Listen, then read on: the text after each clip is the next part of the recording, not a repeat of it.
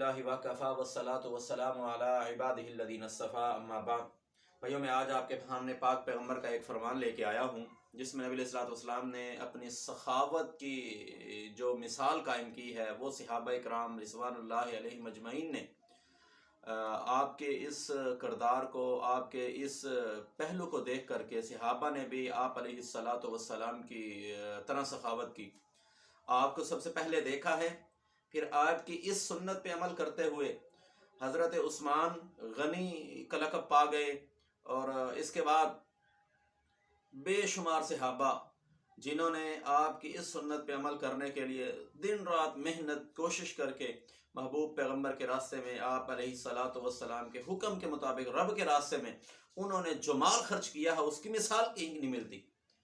بھائیو آؤ، میں آپ کو صحیح مسلم کی ایک حدیث بیان کرتا ہوں۔ میرے پاک پیغمبر سے جب بھی کوئی بندہ سوال کرتا، کسی قسم کا بھی سوال کیا جاتا، تو نہ محبوب پیغمبر کی زبان سے کبھی نہیں انکار والا لفظ نکلا تک ہی نہیں۔ تو بھائیو، میرے پاک پیغمبر علیہ الصلوۃ والسلام تشریف فرما تھے، ایک بندہ آیا آ کے کہتا ہے محبوب پیغمبر میں اسلام لانا چاہتا ہوں۔ آپ نے فرمایا ٹھیک ہے، اسلام لے آؤ۔ اور اس نے کچھ مطالبہ کر لیا کہ مجھے کچھ اسلام لانے کے بعد کچھ مال ملے گا یا مجھے کوئی چیز ملے گی اسلام، صحیح مسلم کی حدیث ہے۔ نبی علیہ الصلوۃ والسلام نے کہا تو اسلام لے کے آ۔ اسلام لے کر کے آیا وہ، اور میرے محبوب پیغمبر نے اسے اتنا مال، بکریوں کا اتنا ریوڑ دیا میرے پاک پیغمبر نے۔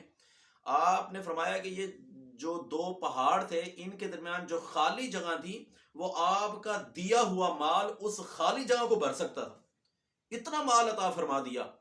وہ بندہ گیا اپنی قوم کے پاس یہ بکریاں لے کر کے، جانور لے کر کے، تو وہ اپنی قوم کو کہتا ہے یا قوم اسلموا، اے قوم آپ ایمان لے کر کے آؤ، فإن محمدا یؤتی، بے شک محمد رسول اللہ صلی اللہ علیہ وسلم نے مجھے مال عطا فرمایا ہے، مال دیا ہے۔ عطاء من لا یخشى الفقر، جو مجھے مال ملا ہے اس مال سے میری فقر ختم ہو جائے گی، غربت ختم ہو جائے گی۔ یا محبوب پیغمبر کو جو بھی سوال کیا جاتا، کسی بھی معاملے میں کیا جاتا، آپ نے کبھی کسی بندے سے انکار نہیں کیا۔ آؤ ایک اور حدیث بیان کرتا ہوں، صحیح بخاری کی حدیث ہے۔ ایک بندہ آ گیا آ کے کہنے لگا محبوب پیغمبر کو، ایک عورت نے چادر دی تھی، آپ نے چادر کو پہنا ہوا، ایک بندہ آیا آ کے کہنے لگا محبوب پیغمبر آپ یہ چادر مجھے تحفے کے طور پہ دے دیجیے۔ حتیٰ کہ صحابی بیان کرتے ہیں جب وہ عورت چادر لے کر کے آئی، اس نے آپ پیغمبر کو تحفہ دیا، آپ کو پہنائی، تو آپ نے چادر اس کی لے لی۔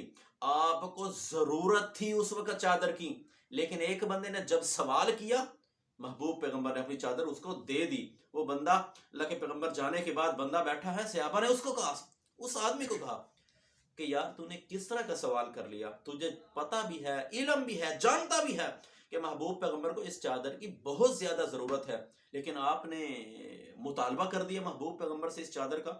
تو کہا میں نے تو لی ہے چادر، لیکن نبی علیہ الصلوۃ والسلام کے جسم کو چھو کر کے یہ آئی ہے، میں تو نبی علیہ الصلوۃ والسلام سے مطالبہ ہی میں نے اسی لیے کیا تھا کہ آپ کی استعمال شدہ چادر مجھے مل جائے گی۔ تو بندے نے اس طرح کے سوال کیے، لیکن آپ پیغمبر ضرورت ہونے کے باوجود بھی کبھی بھی مال اپنے پاس نہیں رکھتے تھے، جب بھی کوئی مطالبہ کرتا آپ اس کو دے دیا کرتے تھے۔ تو بھائیو، ہمیں بھی چاہیے کہ ہم بھی اسلام کے اندر رہ کر کے جو احکامات، جو نبی علیہ الصلوۃ والسلام کی سنت ہے، آپ کے طریقے ہیں، ہم بھی اس پہ عمل کریں۔ جو ہم سے سوال کریں کسی بھی معاملے کے اندر، ہمارے اوپر فرض ہے کہ ہم اس کی ضرورت کو پورا کریں۔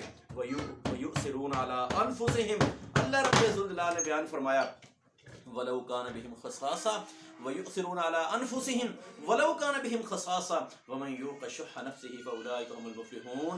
نبی علیہ الصلوۃ والسلام سے جب بھی سوال کرتے لوگ، آپ فوراً اس کی ضرورت کو پورا کر دیتے، کبھی آپ انکار نہیں کرتے۔